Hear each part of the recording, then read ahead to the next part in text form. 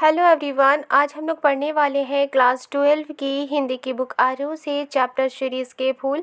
पिछले क्लास में हमने पार्ट 1 कंप्लीट कर लिया है। अगर आपने वो वीडियो नहीं देखी है तो आप प्ले लिस्ट में जाकर देख सकते हैं। तो चलिए शुरू करते हैं आज की क्लास। सीरीज़ के फूल के लेखक हैं हजारी प्रसाद द्विवेदी जी। उन्होंने इस चैप्टर में सीरीज़ के फूल के बारे में कहा है कि कितनी भी गर्मी हो वो खिलता ही रहता है, कितनी भी कठिनाइयाँ हो वो खिलता ही रहता है। तो चलिए शुरू करते हैं आज की क्लास। यहाँ लिखा है शिरीष का फूल संस्कृत साहित्य में बहुत कोमल माना गया है। यानी कि शिरीष के फूल को संस्कृत के साहित्य में जब संस्कृत के कुछ लेख लिखे जाते हैं उसमें शिरीष के फूल को कोमल माना गया है। मेरा अनुमान है कि कालिदास ने ये बात शुरू में प्रचार की होगी। अब लेखक ये कहते हैं कि मेरा ये मानना है कि शिरीष का फूल बहुत कोमल होता है। ये बात कालिदास ने शुरू में उन्होंने ये बात प्रचार की होगी, इस बात का एडवर्टाइज़ किया होगा। उन्होंने ही ये बताया होगा कि शिरीष का फूल बहुत कोमल होता है। उनका इस पुष्प पर कुछ पक्षपात था, मेरा भी है। पक्षपात मीन्स किसी बातों को मानना और किसी बातों को ना मानना। लेखक कहते हैं कि कालिदास का इस पुष्प पर यानी शिरीष के फूल पर कुछ पक्षपात था और इसी तरह से मेरा भी कुछ पक्षपात है। कह गए हैं शिरीष पुष्प केवल भौरों के पदों का कोमल भाव सहन कर सकता है। अब कालिदास क्या कह गए हैं? लेखक कहते हैं कि कालिदास ये कह गए हैं कि शिरीष का जो पुष्प होता है यानी शिरीष का जो फूल होता है वो सिर्फ भौरों के पदों यानी कि उनके पैरों का कोमल दबाव ही सहन कर सकता है, पक्षियों का बिल्कुल नहीं। और अगर पक्षी उन पर बैठते हैं तो वो पक्षियों के पैरों के दबाव को सहन नहीं कर सकता। इसके लिए उन्होंने कालिदास ने जो लिखा है उसे यहाँ लिखते हुए इस बात को कहा है, पदम सहेत भ्रमरस्य पेरवम शिरीष पुष्पम न पुनः पत्रिणाम। राइट, ये जो बातें यहाँ लिखी गई हैं कि भौरों के पैरों का कोमल दबाव ही शिरीष का फूल सहन कर सकता है, लेकिन पक्षियों के पैरों के दबाव को वो बिल्कुल सहन नहीं कर सकता, वो यहाँ लिखा हुआ है। अब मैं इतने बड़े कवि की बात का विरोध कैसे करूं?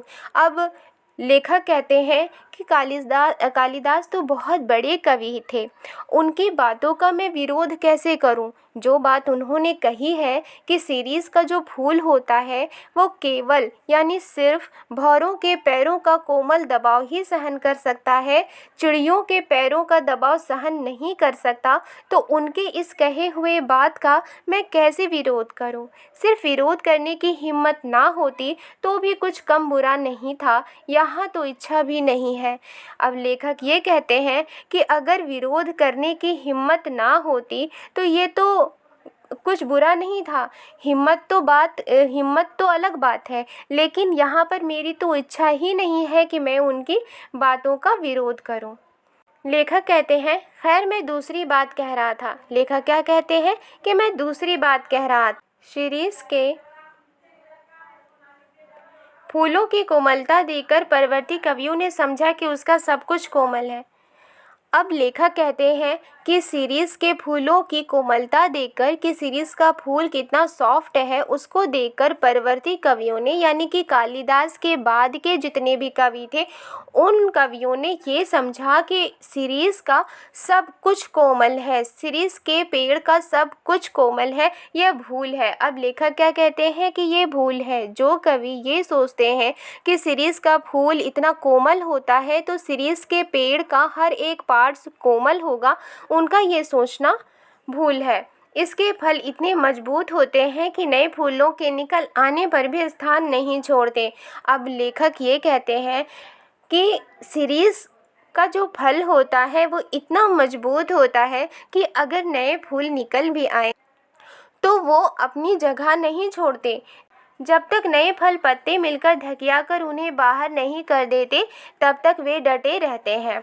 लेखक क्या कहते हैं कि शिरीष का जो फल होता है इतना मजबूत होता है कि अगर नए फूल भी निकल आते हैं तो भी वो अपनी जगह को नहीं छोड़ते, जब तक कि नए फल पत्ते मिलकर उस फल को ढकियाकर यानी कि धक्का देकर उन्हें बाहर नहीं कर देते हैं, तब तक वो फल इतना मजबूत रहता है कि वो अपनी जगह पर डटा रहता है। वसंत के आगमन के समय जब सारी वनस्थली पुष्प पत्र से मरमरित होती रहती है, शिरीष के पुराने फल बुरी तरह खड़खड़ाते रहते हैं। तो लेखक क्या कहते हैं कि शिरीष का जो फल होता है इतना मजबूत होता है कि अगर नए फूल भी निकल आए तो वो अपनी जगह नहीं छोड़ते, जब तक कि नए फल पत्ते मिलकर उनको धक्का देकर बाहर नहीं कर देते हैं, तब तक वे डटे रहते हैं। नए फल पत्ते मिलकर उन्हें हटाते हैं तभी वो हटते हैं।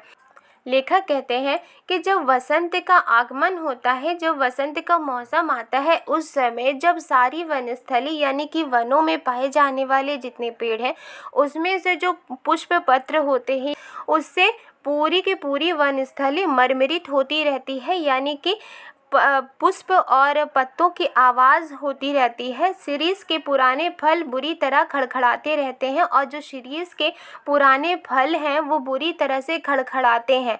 मुझे इनको देखकर उन नेताओं की बात याद आती है जो किसी प्रकार जमाने का रुख नहीं पहचानते और जब तक नई पौध के लोग उन्हें धक्का मारकर निकाल नहीं देते तब तक जमे रहते हैं। लेखक कहते हैं कि शिरीष का जब फल बुरी तरह खड़खड़ाता है, जब वो पुराना हो जाता है, उसे देखकर मुझे यानी कि लेखक को उन नेताओं की बात याद आती है जो किसी तरह से ज़माने का रुख नहीं पहचानते, यानी कि बूढ़े हो जाते हैं, उनका एज हो जाता है, लेकिन फिर भी वो राजनीति में बने रहते हैं, फिर भी वो नेतागिरी करते रहते हैं, फिर भी वो सोचते हैं कि वो इलेक्शन जीतेंगे, फिर भी वो सोचते हैं कि वो नेता बनेंगे। अब लेखक कहते हैं कि इस तरह के जो नेता होते हैं जिनका एज होता है और जो बने ही रहते हैं, ऐसे नेता ज़माने का रुख नहीं पहचानते हैं, यानी कि ऐसे नेता ये नहीं सोचते हैं कि जो समाज है वो क्या चाहता है। समाज ये चाहता है कि जिसका एज हो गया है वो राजनीति ना करे, बल्कि उसकी जगह पर ऐसे यंग लीडर आए जो उनकी बातों को समझे और अच्छी तरह से काम करे। तो लेखक क्या कहते हैं कि ऐसे नेता ज़माने का रुख नहीं पहचानते और जब तक नई पौध के लोग उन्हें धक्का मारकर निकाल नहीं दे, यानी कि नए ज़माने के जो वोटर्स हैं जब उन्हें धक्का मारकर निकाल नहीं देते हैं, यानी कि उन्हें वो वोट नहीं देते हैं, ऐसे नेता जिनका एज होता है और लेकिन फिर भी वो राजनीति में बने रहते हैं, ऐसे नेता को वो वोट नहीं देते हैं, बल्कि ऐसे नेता को वोट देते हैं जो अच्छी तरह से काम करते हैं, जो कि यंग होते हैं और जो युवाओं के बातों को समझते हैं, युवाओं के ज़रूरत को समझते हैं, ऐसे नेता को वो वोट देते हैं। तो यहाँ पर लेखक ने क्या कहा है, जब तक नई पौध के लोग यानी कि जो नए जनरेशन के वोटर्स होते हैं, जब तक ऐसे पुराने नेता को पुराने नेता जिनका एज हो गया है उनको जब तक नहीं हटाते हैं, तब तक ऐसे नेता जमे रहते हैं। तब तक ऐसे नेता सोचते हैं कि उनका एज हो गया है तो क्या है, वो फिर भी राजनीति करेंगे, वो फिर भी नेता बनेंगे। मैं सोचता हूँ कि पुरानी की ये अधिकार लिप्सा क्यों नहीं समय रहते सावधान हो जाती। अब लेखक ये कहते हैं, खुद से क्वेश्चन करते हैं कि मैं सोचता हूँ कि पुरानी की ये अधिकार लिप्सा यानी कि जो पुराने नेता हैं, जो जिनका एज हो गया है, जो जिन्हें अब रिटायरमेंट ले लेना चाहिए, नेतागिरी नहीं करना चाहिए, तो ऐसे जो नेता हैं उनका जो अधिकार लिप्सा है, यानी कि जो अधिकार पाने की जो लालच है, गद्दी पाने की जो लालच है, वो समय रहते सावधान क्यों नहीं हो जाती। जरा और मृत्यु ये दोनों ही जगत के अति परिचित और अति प्रामाणिक सत्य हैं। लेखक क्या कहते हैं कि जो बुढ़ापा है और जो मृत्यु है ये दोनों ही दुनिया के अति परिचित यानी कि इससे लोग वाकिफ़ हैं, इसे लोग जानते हैं और अति प्रामाणिक सत्य है, यानी कि इसका प्रमाण है, ये ऐसा सत्य है जिसका प्रमाण है। ये बुढ़ापा और मृत्यु ये दोनों ही इस दुनिया के जाने पहचान ये ऐसे सत्य हैं जिनका प्रमाण है। तुलसीदास ने अफसोस के साथ इनकी सच्चाई पर मुहर लगाई थी और तुलसीदास ने अफसोस के साथ इनकी सच्चाई पर यानी कि बुढ़ापा और मृत्यु पर मुहर लगाई थी। धरा को प्रमाण यही तुलसी जो फरा सो झरा जो बरा सो बुताना। अब धरा मीन्स धरती धरती को प्रमाण यही, यानी धरती को यही प्रूफ है। तुलसी यानी कि जब भी कोई कवि लिखते थे तो वो अपना नाम उसमें मेंशन करके ही लिखते थे। तो तुलसी क्या कहते हैं कि जो ज़मीन है, जो धरती है, उसको प्रमाण यही है कि जो फरा सो झरा, यानी जो खिला वो झर गया, यानी कि खिला और फिर वो नीचे गिर गया। जो बरा सो बुताना, यानी कि जो जला वो बुझा।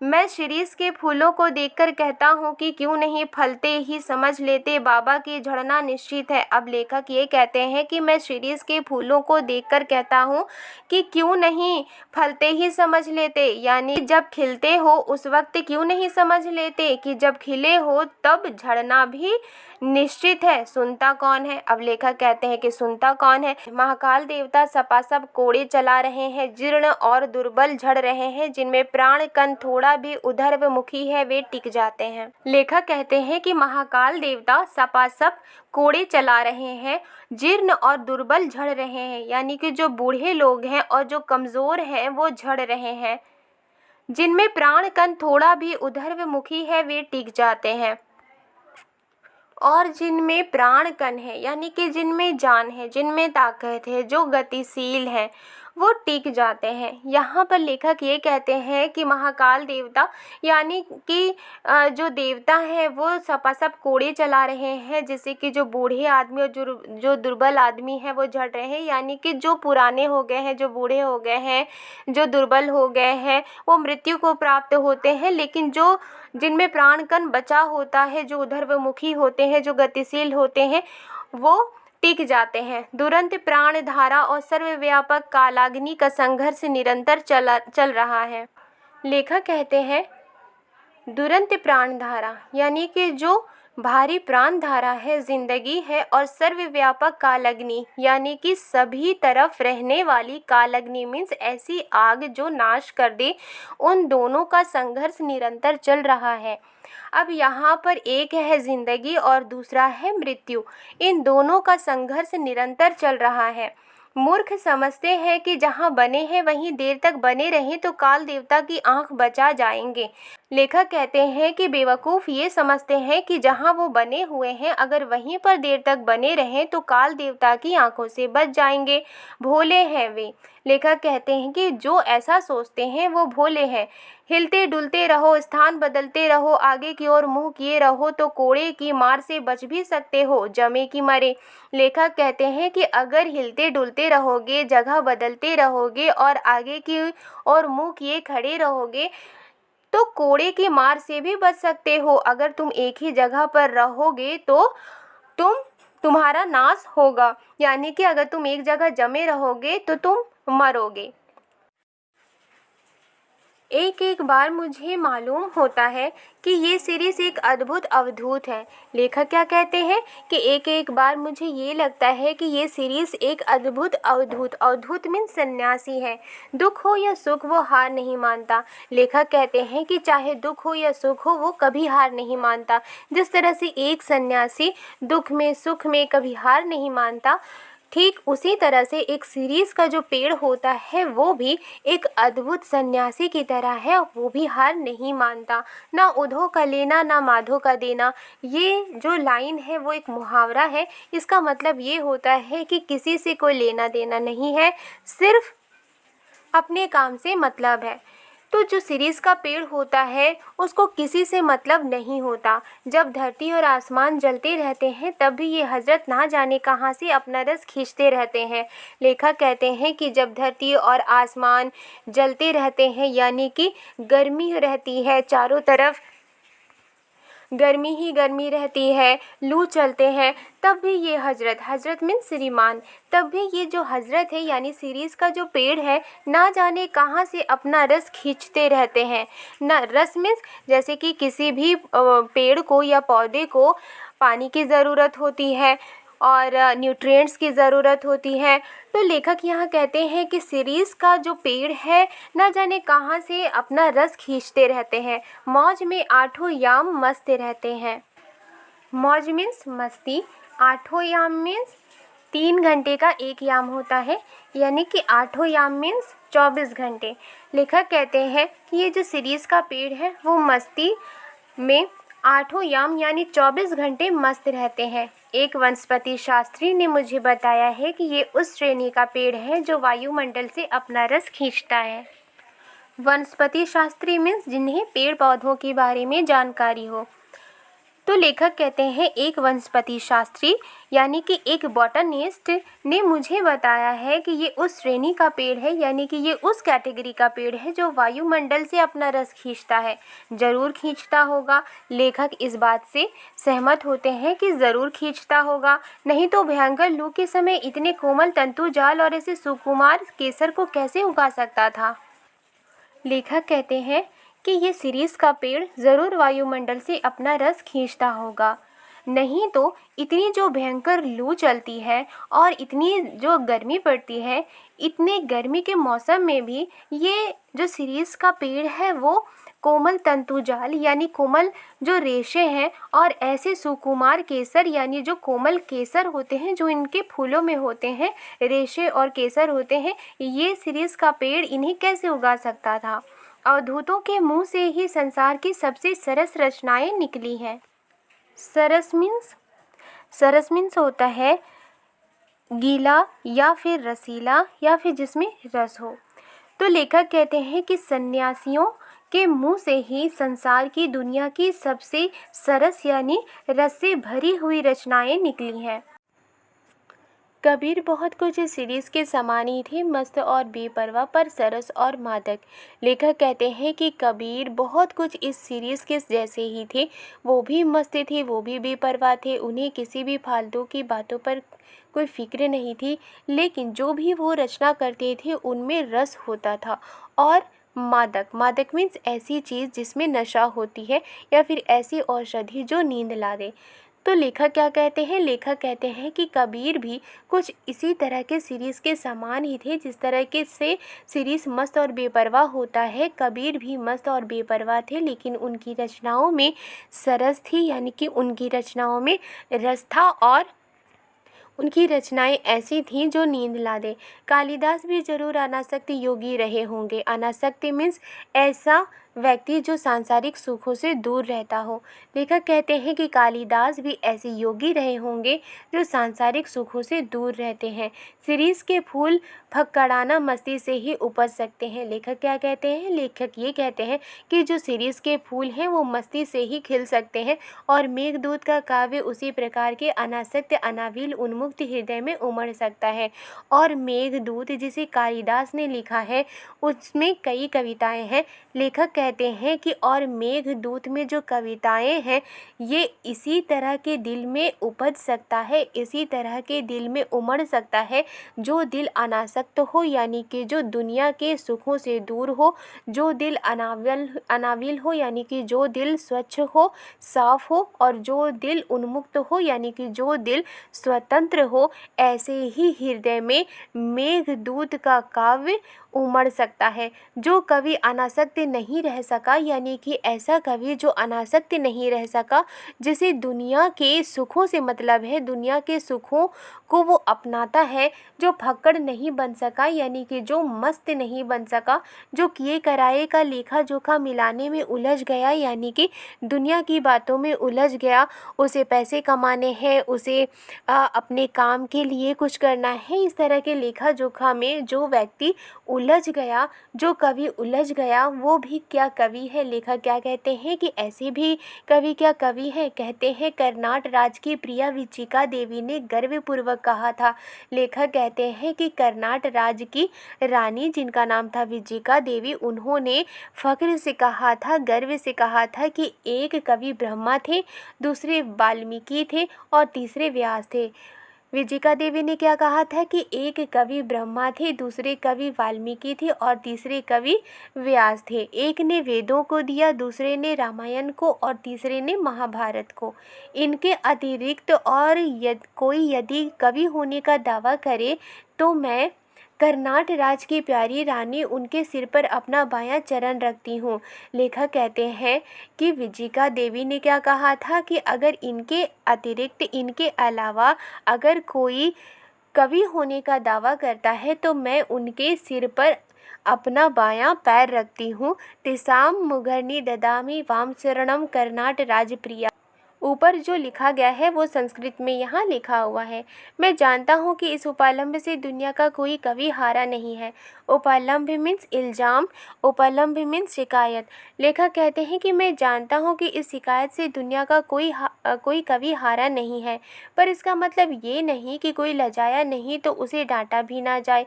लेखक कहते हैं कि लेकिन इसका मतलब ये नहीं है कि अगर किसी को शर्म नहीं आती तो उसे डांटा भी ना जाए। पर मैं कहता हूँ कवि बनना है मेरे दोस्तों तो फक्कड़ बनो। लेखक कहते हैं कि अगर कवि बनना है तो मस्त बनो। शिरीष की मस्ती की ओर देखो, और वो शिरीष का एग्जाम्पल देते हुए कहते हैं कि शिरीष की मस्ती की ओर देखो, लेकिन अनुभव ने मुझे बताया है कि कोई किसी की सुनता नहीं, मरने दो। लेखक कहते हैं कि लेकिन मेरे एक्सपीरियंस ने मुझे बताया है, मेरा अनुभव ने मुझे बताया है कि कोई किसी की सुनता नहीं है। कालिदास वजन ठीक रख सकते थे क्योंकि वे अनासक्त योगी की स्थिर प्रज्ञता और विदग्ध प्रेमी का हृदय पा चुके थे। लेखक कहते हैं कि कालिदास जब रचना करते थे तो उनकी रचनाओं में वजन होता था। कालिदास अपने रचनाओं में वजन ठीक रख सकते थे। क्यों वजन ठीक रख सकते थे?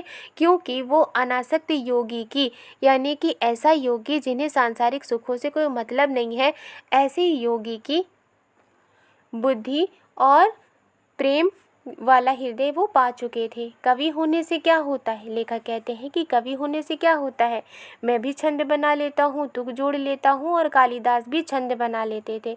यानी कि मैं भी छंद बना लेता हूँ, कालिदास भी छंद बना लेते थे, मैं भी तुक जोड़ लेता हूँ, कालिदास भी तुक जोड़ ही सकते होंगे। इसलिए हम दोनों एक श्रेणी के नहीं हो जाते, लेकिन हम दोनों एक कैटेगरी के नहीं हो जाते। पुराने सहृदय ने किसी ऐसे ही दावेदार को फटकारते हुए कहा था, वयम्पि कविया कविया कवयस्ते कालिदास साध्या। ऐसे ही दावेदार को फटकारते हुए किसी सहृदय ने कहा था कि मैं भी कवि हूँ। ऐसा कहने से कोई कवि नहीं हो जाता, कोई कालिदास के जैसा कवि नहीं हो सकता, ऐसे कोई कालिदास नहीं बन जाता। मैं तो मुग्ध और विस्मय विमूढ़ होकर कालिदास के एक एक श्लोक को देखकर हैरान हो जाता हूँ। लेखक कहते हैं कि मैं भी मुग्ध होकर और हैरान होकर कालिदास के एक एक श्लोक को देखकर हैरान हो जाता हूँ। अब इस सीरीज़ के फूल का ही एक उदाहरण लीजिए। लेखक कहते हैं कि अब सीरीज़ के फूल का ही एग्जाम्पल लीजिए। शकुंतला बहुत सुंदर थी। सुंदर क्या होने से कोई हो जाता है?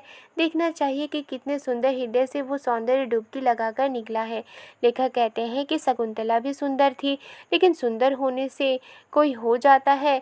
सुंदरता के साथ ये भी देखना चाहिए कि उसका हृदय कितना सुंदर है। शकुंतला कालिदास के हृदय से निकली थी, यानी कि कालिदास ने शकुंतला के बारे में तारीफ़ें की थी। विधाता की ओर से कोई कार्पण्य नहीं था, कवि की ओर से भी नहीं। यानी कि शकुंतला इतनी सुंदर थी कि विधाता ने भी उसकी सुंदरता में कोई कंजूसी नहीं की थी, और कवि ने उनकी तारीफ़ में कोई कंजूसी नहीं की थी। राजा दुष्यंत भी अच्छे भले प्रेमी थे, और राजा दुष्यंत भी शकुंतला के अच्छे प्रेमी थे। उन्होंने शकुंतला का एक चित्र बनाया था, लेकिन रह रहकर उनका मन खिंच उठता था।